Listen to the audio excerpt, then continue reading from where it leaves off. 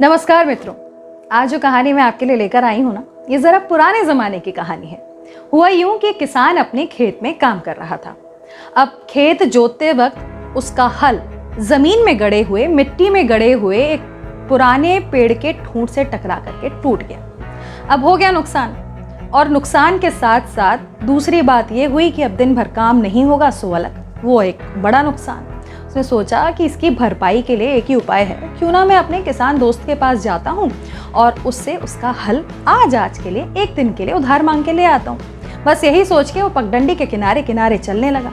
चलता जा रहा था और लगातार कुछ ख्याल उसके दिल में आए चले जा रहे थे। वो सोच रहा था, मैं जा तो रहा हूँ अपने इस दोस्त के पास, किसान दोस्त के पास हल मांगने के लिए, लेकिन मैं जानता हूँ वो बहुत सख्त आदमी है। देखना, मैं जैसे ही उसे अपने हल टूटने की बात बताऊंगा ना, वैसे ही वो मुझसे कहेगा, तुम तो बचपन से ही ऐसे हो, हर चीज बचपन से ही तुम तोड़ते ही चले आ रहे हो, कहाँ संभाल के कोई चीज रखते हो तुम? हाँ, हर वक्त लापरवाही दिखाते हो, सावधानी से काहे काम नहीं करते हो तुम खेत में? हाँ, मैं भी उसे बता दूंगा और फिर मैं उससे यही कहूंगा, अरे ये तो किसी के भी साथ में हो सकता है। आज हमारी चीज टूटी है, कल को तुम्हारी कोई चीज टूट सकती है, तुम्हारा भी हल टूट सकता है, किसी का भी टूट सकता है, या तो किसी के भी साथ हो सकता है भैया। पर वो नहीं मानने वाला।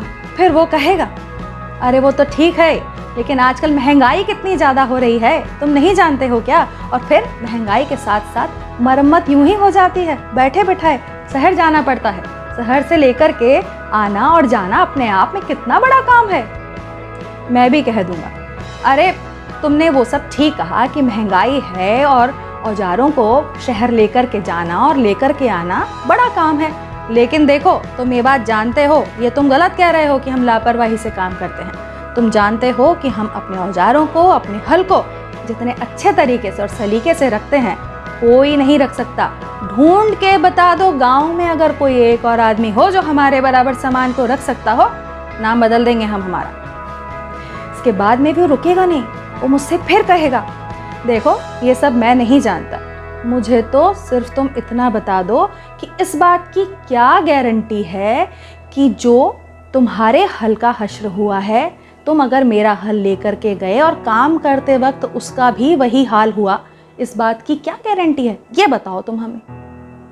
तो फिर मैं चुप नहीं रहने वाला और मैं उससे ये कह दूंगा कि बस वो ये सोच ही रहा था, इस सवाल का जवाब दिल ही दिल में ढूंढ रहा था कि उसकी नज़र पड़ी कि उसका वो किसान दोस्त अपने खेत में काम कर रहा है, और उस किसान दोस्त की नज़र भी इस पर पड़ी कि ये उसके खेत की तरफ जा रहा था। और इसे देखते ही वो अपने खेत में से दूर से चिल्लाया, कहो भैया, क्या हाल चाल है, कैसे आ रहे हो? हाँ, कुछ चाहिए तुम्हें, कोई सामान चाहिए क्या? इन्होंने कहा, नहीं नहीं, हमें कुछ नहीं चाहिए, कुछ भी नहीं चाहिए। और हाँ, एक बात हम ये कह देते हैं कि वो जो तुम्हारा हल है ना, वो तुम्ही को मुबारक हो, हमें नहीं चाहिए तुम्हारा कोई हल वल, तुम ही रखो अपने पास। तो देखा आपने, हम किसी भी रिलेशनशिप में किस हद तक, किस कदर प्रेजुडिस्ड हो जाते हैं। हम पहले से अनुमान लगा लेते हैं, पहले से ही गैस कर लेते हैं कि अगर सामने वाले से हमने हेल्प मांगी या अपनी बात रखी तो उसे किस तरीके से रिएक्ट करने वाला है। कहीं वो हमारी इंसल्ट तो नहीं कर देगा, कहीं वो हेल्प करने से मना तो नहीं कर देगा, कितना बुरा फील होगा हमें। यानी कि सारे क्वेश्चंस के आंसर्स हमारे पास ऑलरेडी होते हैं, और इस तरीके से एक नुकसान हो जाता है।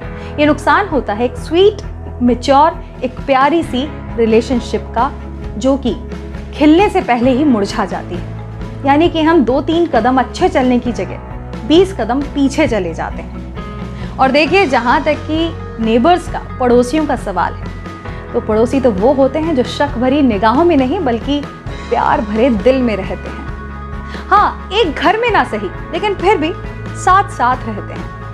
तो देखिए, आज हम तो जा रहे हैं अपने पड़ोसियों के घर, बस अभी थोड़ी ही देर में। आज हमने कुछ लजीज बनाया है, हम उन्हें देने जा रहे हैं, और हम जानते हैं कि हमने जितने प्यार के साथ बनाया है, जितने प्यार के साथ हमें देंगे, उतने ही मोहब्बत के साथ वो उसे चटकारे ले लेकर के खाएंगे।